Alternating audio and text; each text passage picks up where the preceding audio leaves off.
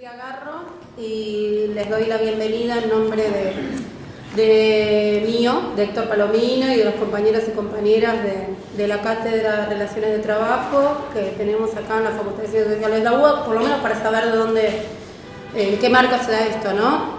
Acá nosotros dictamos, acá no, en Santiago, donde se fue Victorio, la materia de Relaciones de Trabajo y Relaciones de Trabajo comparadas en Argentina, Brasil y Uruguay en el contexto de nuestra América. O sea que estamos como bastante atravesados por toda la coyuntura, como todos, más allá de...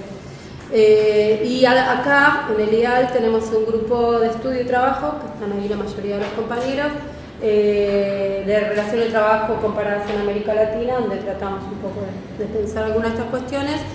Y bueno, venimos leyendo y confluyendo en algunas actividades, y cuando estuvimos en Rosario, en el PREACET, que fue el aniversario del Rosariazo, bueno, ahí fue el momento en que empezamos a decir que nosotros veíamos desde la cátedra que la verdad, cosa que ustedes sabrán mejor que nosotros, no hay mucho conocimiento, digamos, en el medio público de esta discusión. Entonces nos parecía que queríamos colaborar con la difusión. Bueno, eso en general, así que agradecerles la presencia y le doy la coordinación a Victoria, que ya todos la conocen, solamente para el audio, digamos, que es investigadora, historiadora de Flaxo, del CONICET, y que viene trabajando estos temas y militando estos temas, sobre todo hace muchos años. Y bueno, eso nada más, y solamente una postilla disciplinar, porque es algo que nos atraviesa a nosotros, porque somos egresados de Relaciones de Trabajo. Entonces, la mayoría, no todos, pero casi todos los del grupo, y tenemos una perspectiva crítica, digamos, sobre la disciplina y sobre la materia, y nos parece que es un tema que no está trabajado ni discutido, el rol de los relacionistas laborales en esta cuestión, digamos, entonces en el marco de la responsabilidad empresarial de las empresas. Entonces, bueno, eso era como, queríamos poner una semillita en empezar a discutir esto y colocarlo como tema, así que bueno, gracias a todos por venir y a Victoria por todas las gestiones que hizo, y a todos con este día de calor, y le dejo la coordinación a mí. Bueno, muchas gracias Silvia, la verdad que es una alegría estar acá. El motivo, creo, por el que estamos acá es que es muy importante hablar de estos temas. Efectivamente, a mí me parecía que la invitación desde la Facultad de Ciencias Sociales, desde la carrera de Relaciones del Trabajo y desde un instituto de investigaciones sobre América Latina, me parecía que era muy relevante que tomaran el tema, que quisieran traerlo a discusión. La idea es que podamos tener una charla acá, pero además están grabando, entonces la idea es también poder difundir este material y que otra gente que no pueda estar acá también lo pueda ver hacia adelante, y también que podamos tener una interacción, que podamos hacernos preguntas, que podamos circular la palabra y bueno, compartir algunas de las percepciones. Yo creo que hoy tenemos un lujo increíble, la verdad, tenemos un lujo enorme. La invitación original vino por el lado de la investigación, conversando y charlando. Nos parecía muy importante que estuvieran en el centro los protagonistas y las protagonistas de esta historia, de los cuales tenemos varios aquí. Entonces es una gran alegría poder escuchar esas voces y poder ver también cómo se unieron esas peleas y esas luchas con el ámbito de la investigación, y qué cuestiones, qué puentes se fueron construyendo hacia un lado y hacia el otro.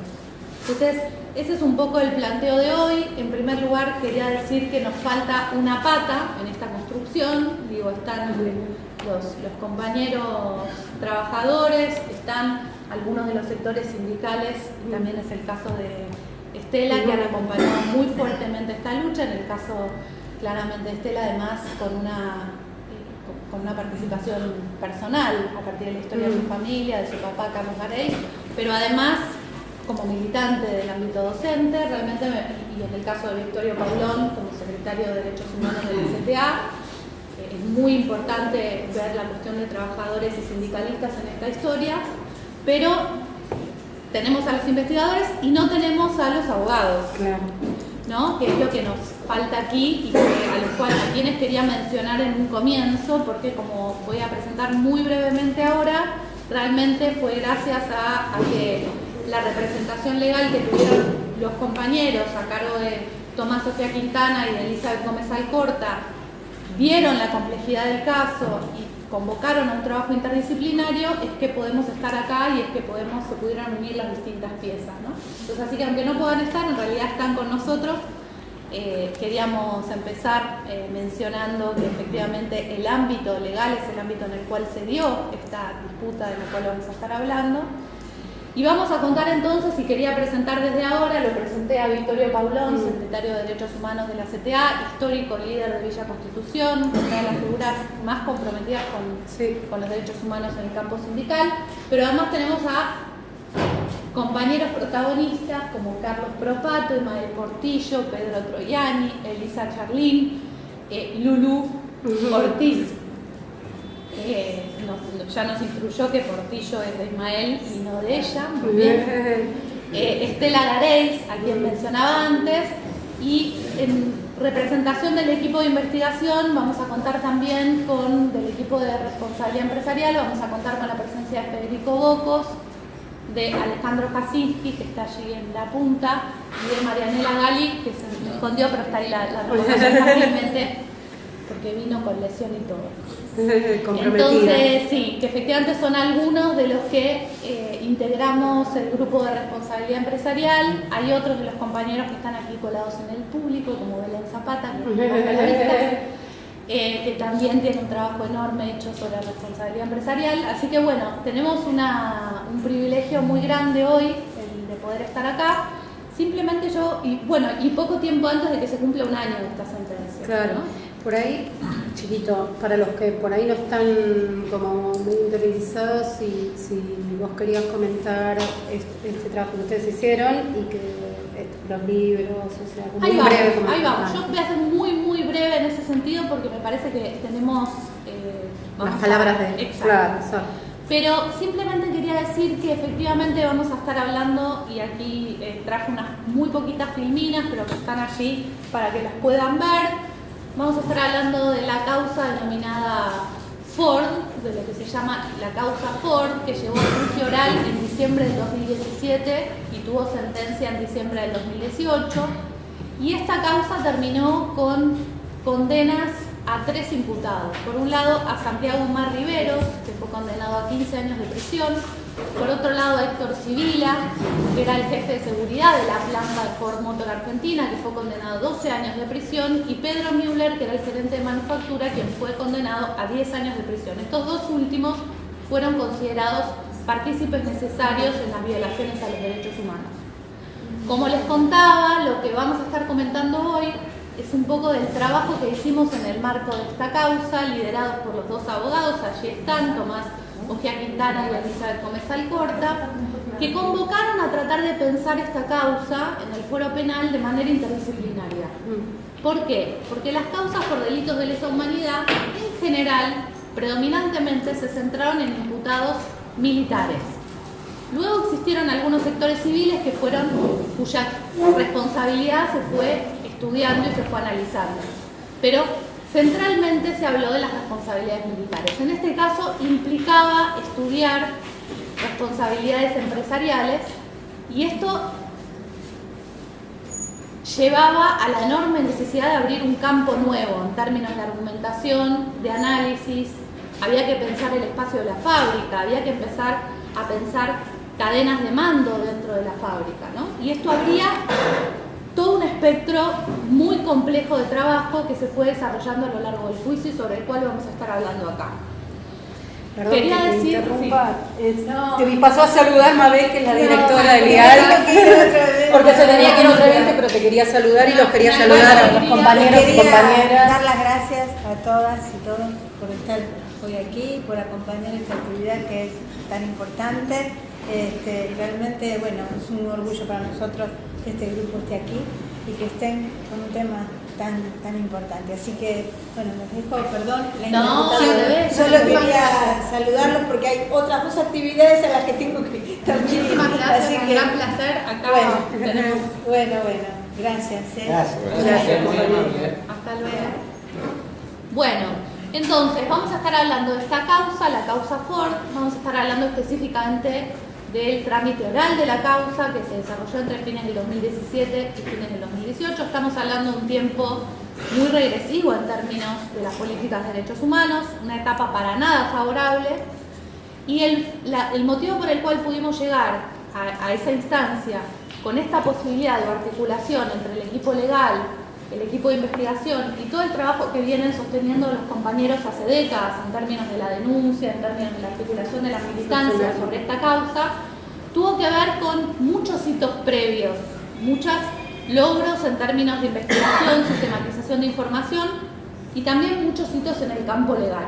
Yo acá quería mencionar a 2 libros que fueron muy importantes y que circularon en el marco de la causa y que apuntalaron muy fuertemente la investigación en torno a la causa Ford, que son los libros Cuentas Pendientes, publicado en el año 2013, y el libro Responsabilidad Empresarial en Delitos de Lesa Humanidad, un trabajo colectivo llevado adelante por 4 instituciones, el CELS, el Área de Economía y Tecnología de Flaxo, el Programa Verde Justicia y la Secretaría de Derechos Humanos, que conformaron un equipo de 20 investigadores que trabajó sobre 25 casos de empresas en todo el país.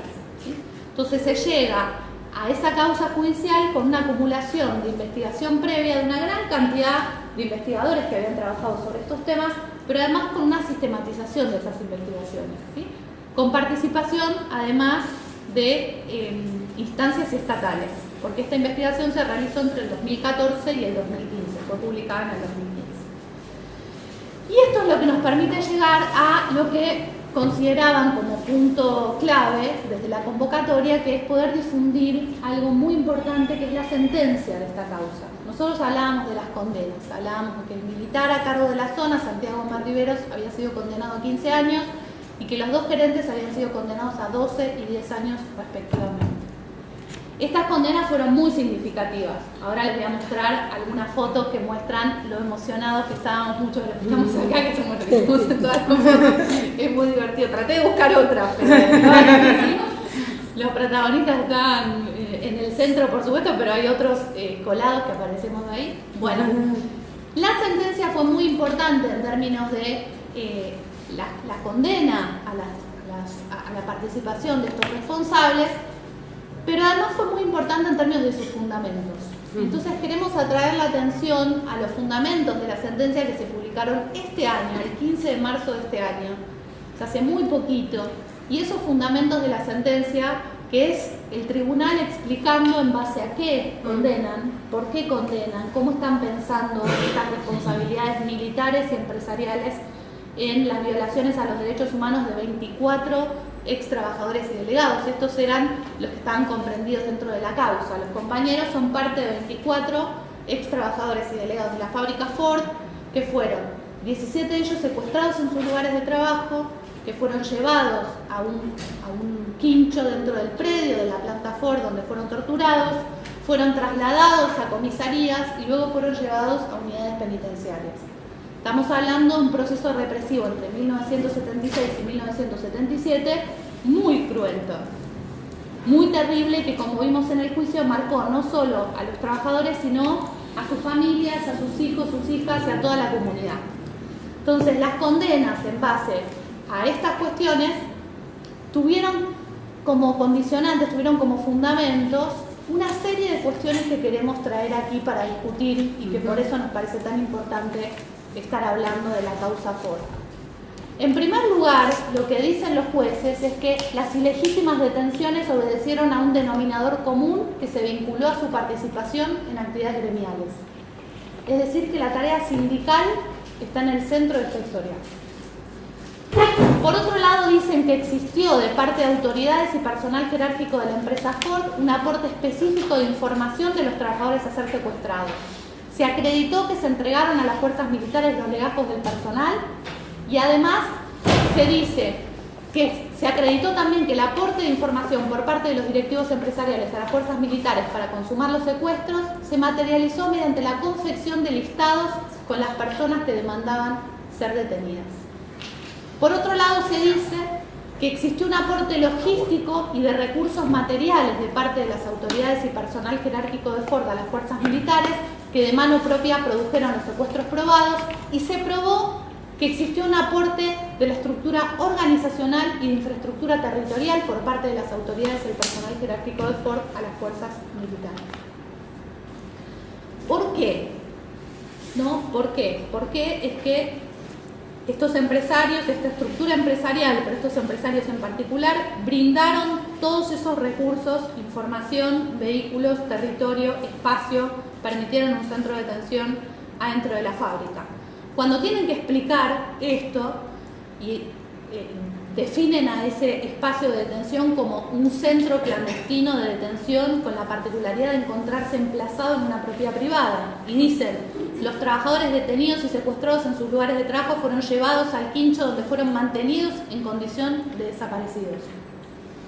Todo esto que dice la sentencia, bueno, la sentencia intenta responder por qué sucedió esto, cuál es el motivo por el cual militares y funcionarios empresariales coincidieron en la persecución de estos trabajadores y delegados. Y dice: la eliminación de las comisiones internas de los sindicatos en las fábricas, símbolo de la fuerza obrera y de la resistencia a las demandas de eficiencia, fue un objetivo común entre empresarios y militares que de facto ocuparon el gobierno. El funcionamiento del mercado de trabajo era una dimensión más del proyecto de transformación social y económica que se ponía en marcha, lo que permite comprender el común denominador entre las 24 víctimas. Esto es su relación laboral con el gobierno. Volvemos entonces al comienzo, y justamente por eso es tan importante la convocatoria de Silvia y de todo el equipo a discutir en una carrera de relaciones de trabajo estos fundamentos de la sentencia. Porque lo que dicen es que este proceso de violación a los derechos humanos tiene estrecha relación con la relación laboral que tenían los compañeros con Ford y con su involucramiento en la lucha sindical, con la defensa de sus derechos, ¿no? Entonces, por eso para nosotros es muy relevante hoy estar acá. Estamos hablando de una sentencia, acá les estoy transcribiendo 4 párrafos, ¿no? La sentencia tiene cientos de páginas, la podemos distribuir, la van a estar colgando de la página del instituto, pero realmente lo que nos interesa es cómo se llega a que en un ámbito penal, donde se están juzgando delitos específicos cometidos por determinadas personas y hechos que muchas veces se miran de manera aislada, cómo se llega a que se puedan interpretar estos actos con todo el rigor de la prueba, exigiendo una enorme cantidad de evidencia y de prueba para llegar a las conclusiones, pero además situando a esos hechos en un marco analítico mucho más amplio, ¿no? Donde realmente esos hechos no están aislados, sino que forman parte de una historia larga. Y esa es la historia que vamos a tratar de reconstruir hoy, muy brevemente, justamente a partir de las palabras de cada uno y de cada una, donde efectivamente podamos empezar a ver parte de esa historia que se pone en juego en esta causa y que termina con esta sentencia, que esperamos que no sea únicamente restringida a la cuestión de Ford, sino que permita abrir el campo para ver otros casos en los cuales también sucedió esto. También encontramos evidencia muy sólida de participación empresarial a las violaciones a los derechos humanos. De este modo creemos que hablar de la causa Ford habla de la lucha de los compañeros, habla de esta acumulación en el tiempo, pero al mismo tiempo habla también de la posibilidad de seguir ampliando esta cuestión a otros juicios que están siendo desarrollados en este momento y que involucran la participación de empresas, y donde se bloqueó específicamente la posibilidad de llamar a indagatoria a posibles imputados empresariales, como por ejemplo en la causa Mercedes-Benz, que se está tramitando ahora mismo, ¿no? O como por ejemplo en la mega causa de Jujuy, donde se dictó la falta de mérito a Blaquier por el ingenio Ledesma, y donde además por el paso del tiempo y por la muerte de algunos de los posibles responsables, no hay imputados empresariales en el caso de Mina El Aguilar, por ejemplo. Y eso para hablar de juicios que se están desarrollando ahora mismo, que realmente tramitan, tienen audiencias en estas semanas, ¿no? Bueno, esta es la cuestión. Simplemente yo quiero dejar claro que efectivamente esta sentencia tuvo una repercusión internacional enorme. Ahí tienen al The New York Times, la tienen a Estela abrazándose en la tapa del New York Times, The Guardian, a Le Monde, El País, pero además Taiwan News, Kathmandu Tribune, ¿no? La Jornada de México, Folia de Sao Paulo, The Japan Times reportó lo de Ford.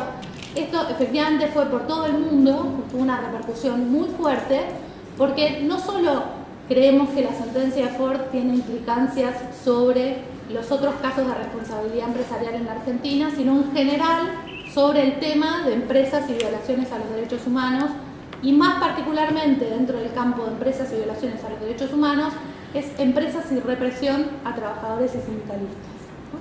Que nos parece muy relevante.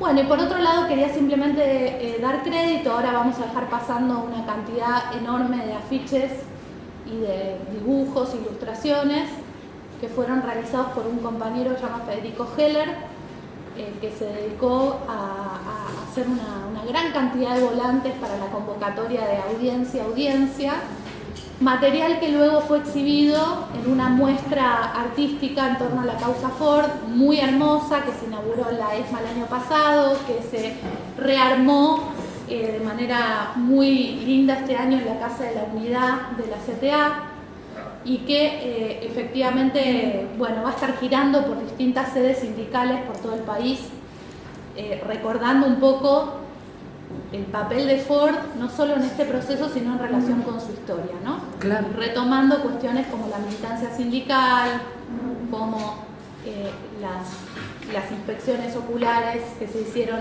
a las comisarías, como aquí vemos la inspección ocular que se hizo a la propia planta de Ford, y una gran cantidad de incidencias importantes del juicio que tuvieron lugar entre 2017 y 2018. Bueno, yo voy a terminar aquí y quería empezar un poco esta conversación